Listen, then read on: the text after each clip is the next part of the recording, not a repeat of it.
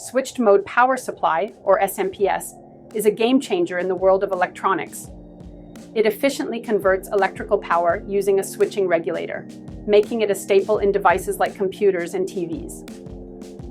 So, how does it work?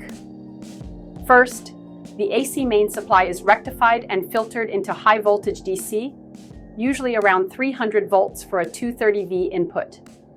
Then, a high-frequency transistor rapidly switches this DC on and off, creating pulses that are much easier to control.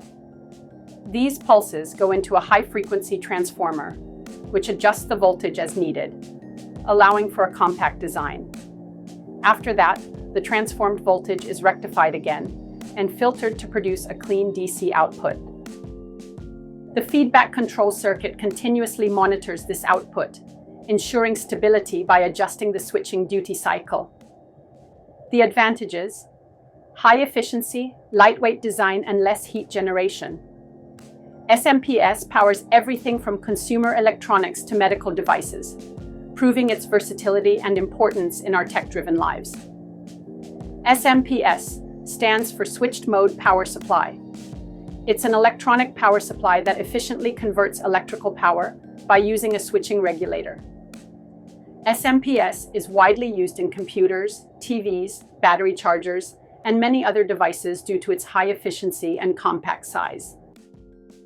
The AC main supply, e.g. 230V AC, is first passed through a rectifier and filter to convert it into DC voltage. This DC voltage is usually around 300V DC for 230V AC input after rectification. A high-frequency power transistor, MOSFET or IGBT, rapidly switches on and off at very high speeds, typically 20 kHz to 1 MHz. This creates pulses of high-voltage DC, which is easier to control and transform compared to low-frequency AC. The pulsed DC is fed into a high-frequency transformer.